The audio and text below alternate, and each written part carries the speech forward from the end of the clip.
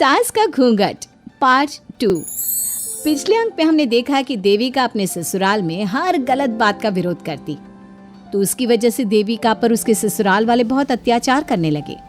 एक दिन देविका ने सचिन से कहा, सचिन, मैं तुम्हारे घर में नहीं रह सकती, तुम मुझे आज ही मेरे घर शहर भेज दो, मैं अपने मम्मी पापा के पास रहूंगी। क्यों देविका, तुम शहर क्यों जाना चाहती हो? यहाँ तुम्हें किस बात की परेशानी है? किस बात की परेशानी नहीं है सचिन, तुम्हारे घर के आदमी औरतों के साथ जानवरों जैसा व्यवहार करते हैं, मैं ऐसे माहौल में नहीं रह सकती। देखो देविका, तुम्हें यहीं रहना होगा। तुम्हारी शादी मुझसे हो गई है, अब मैं तुम्हारा पति हूँ और यही तुम्हारा घर है। अच्छा, तो तुम्हें याद है कि मैं तुम्हारी पत्नी हूँ? जब तुम्हारे पिताजी और चाचा जी मुझे एक हफ्ते के लिए कमरे में बंद कर देते हैं, तब तुम्हें क्यों याद नहीं आता कि जो औरत कमरे में बंद है वो तुम्हारी पत्नी है? जब तुम्हारे जीजाजी और भाई मुझसे बदतमीजी से बात करते हैं, मुझे खाने के लिए कुछ नहीं देते, तब भी तुम्हें याद नहीं आता कि मैं तुम्हारी पत्नी हूँ? देखो देविका, तुम बेकार की बातें मत करो। तुम यहाँ ढंग से रहोगी, सबकी बात मानोगी, तो कोई तुम्हें कुछ नहीं कहेगा। इस तरह जानवर की तरह रहना ढंग से रहना है तो सॉरी सचिन, मैं नहीं रह सकती, मैं आज ही अपने घर जाऊंगी। ये बोलकर देविका अपना सामान पैक कर लेती है और घर से जाने लगती है। सचिन भी उसके पीछे पीछे चलता है और उसे समझाने की कोशिश करता है। जब ये सब जोगिंदर ने देखा तो बोल पड़ा, बहू, यह सब क्या हो रहा है? कहाँ जा रही हो? सचिन, बताओ अपने पिताजी को कि कहाँ जा रही हूँ मैं। तुम्हें शर्म नहीं आती अपने पति का नाम लेते हुए? मैं अपने पति का नाम ले रही हूँ, इसमें आपको क्या परेशानी है? आपका नाम तो नहीं ले रही हूँ ना? देविका, ये किस तरह से बात कर रही हो तुम पिताजी से? जिस तरह से करनी चाहिए उस तरह से कर रही हूँ बात। इससे अच्छी तरह से मैं तुम्हारे घर के किसी भी आदमी से बात नहीं कर सकती। तीनों की बात सुनकर घर के बाकी लोग भी वहां आ जाते हैं। तभी जोगिंदर कहता है, हमारे घर की औरतें अपने मर्दों का नाम नहीं लेती। तुम्हारे शहर में होता होगा, लेकिन हमारे यहाँ पर ऐसा कुछ नहीं होता।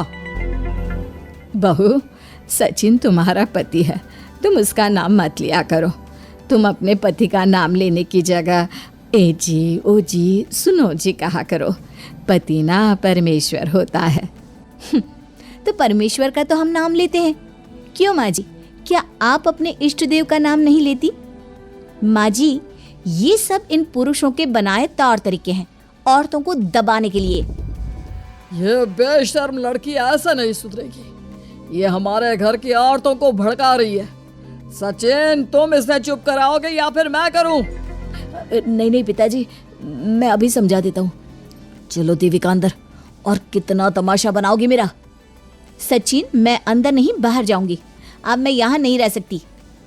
देविका की बात सुनकर महेंद्र कहता है, भाई साहब, ये लड़की इस घर से और गांव से बाहर ना जानी चाहिए, नहीं तो हमारे घर और गांव की औरतें भी ऐसी ही हरकतें करेंगी, वो भी मर्दों के खिलाफ बगावत करेंगी।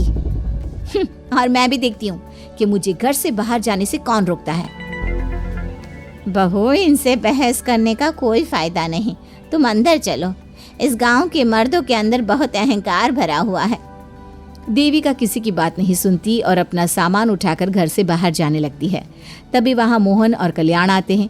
कल्याण देविका के हाथ में से उसका सूटकेस छीन लेता है और मोहन देविका को जोरदार थप्पड़ मारता है। देविका का सर दीवार में लगता है और वो बेहोश हो जाती है। देविका, देविका तुम ठीक तो हो? भैया, आपकी हिम्मत कैसे हुई मेरी पत्नी पर हाथ उठाने की? सचिन, तुम जल्दी से देविका भाभी को अंदर कमरे में ले जाओ, मैं अभी वैद्य जी को लेकर आती हूँ। वीना जल्दी से वैद्य जी को लेकर आती है। वैद्य जी थोड़ी देर तक देविका की जांच करते हैं और कहते हैं, मुबारक हो आप सबको, आपकी बहू माँ बनने वाली है। अभी तो मैं आपको दवाई दे देता हूँ, लेकिन आगे इनके इलाज के लिए आपको दाई अम्मा को बुलाना होगा। ये बात सुनकर घर के सभी लोग खुश होते हैं। देविका को जब होश आता है, उसे ये बात पता चलती है तो वो बहुत खुश होती है। वो सबसे कहती है, मैं अपने बच्चे को यहाँ नहीं रख सकती। क्यों बहू, क्या हुआ?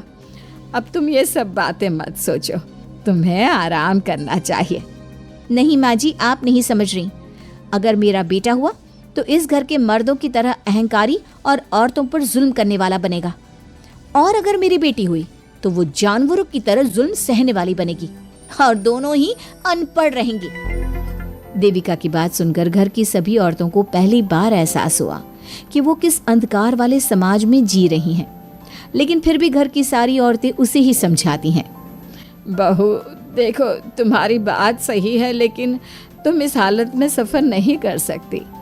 हाँ बहू, तुम यहीं रहो, अपना और अपने बच्चे का ख्याल रखो। देखो ना देविका भाभी, हमें बिल्कुल भी पढ़ना लिखना नहीं आता, अपना नाम भी नहीं लिख पाते, तो आप मुझे थोड़ा पढ़ा दीजिए ना। देविका, तुम्हारी बातें सुनकर पहली बार हमें एहसास हुआ है कि कैसे माहौल में हम जी रहे हैं। तुमने हमारे अंदर उम्मीद की नई रोशनी पैदा की है। यहाँ से मत जाओ तुम। देविका ने घर की औरतों की बात सुनी तो उसका दिल पसीज गया। उसने गांव में ही रहने का फैसला लिया। वो अपने घर की औरतों को रोज पढ़ाती, उन्हें अपने अधिकारों के बारे में, देश के बारे में बताती।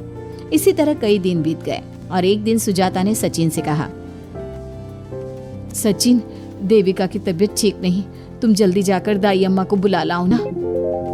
भाभी, दाई अम्मा क्या कर लेंगी? आप किसी डॉक्टर को बुला लो, मेरी तबीयत ठीक नहीं है। देविका, गांव के लोग डॉक्टर पर भरोसा नहीं करते। दाई अम्मा बरसों से ये काम कर रही है, वो तुम्हें ठीक कर देगी।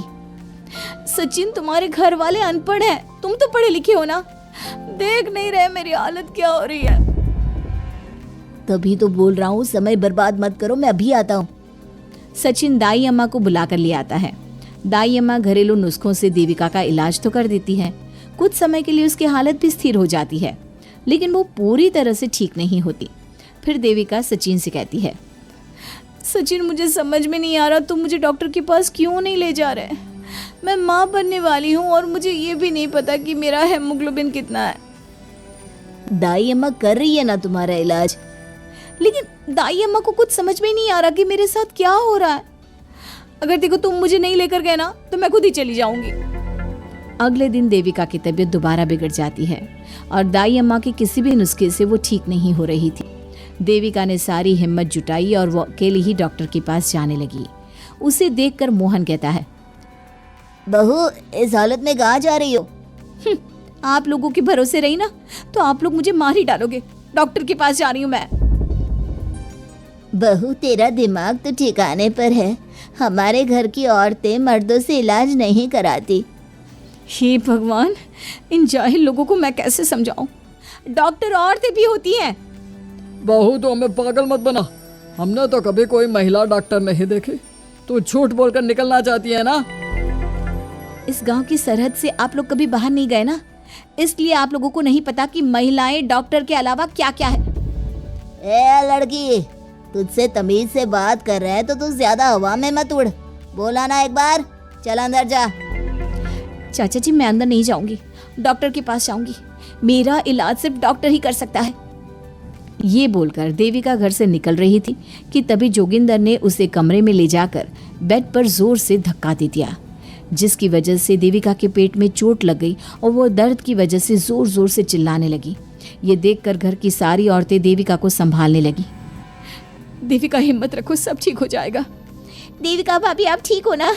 माँ, कुछ करिए ना, भाभी की तबीयत बहुत खराब हो रही है। लेकिन मैं क्या कर सकती हूँ? भाभी, कुछ तो करो, कहीं बहू को कुछ हो ना जाए। उधर जोगिंदर मेन गेट पर बड़ा सा ताला लगा देता है और कहता है, आज के बाद इस घर से कोई भी औरत बाहर नहीं निकलेगी। देविका का बच्चा भी इसी घर में होगा, ये जिंदा रहे या मर जाए।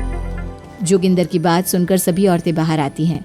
जब विमला को इस बात का एहसास हो जाता है कि जोगिंदर देविका को डॉक्टर के पास किसी कीमत पर नहीं जाने देगा, तब विमला पहली बार अपना घूंघट उठाकर तेज आवाज में कहती है, मैं भी देखती हूँ देविका को डॉक्टर के पास जाने से कौन रोकता है। आज देविका डॉक्टर के पास जाकर रहेगी। देविका की सास का घूंघट आखिरकार उतर ही गया। घर के आदमियों ने पहली बार विमला का ये रूप देखा था और उसकी तेज आवाज पहली बार सुनी थी। क्या विमला अपनी बहू की जान बचा पाएगी या जोगिंदर अपनी पत्नी की आवाज भी दबा देगा? ये जानने के लिए हमारे अगले एपिसोड का इंतजार कीजिए और हमें कमेंट में ये भी बताइए कि घर की औरतों को आगे क्या कदम उठाना चाहिए।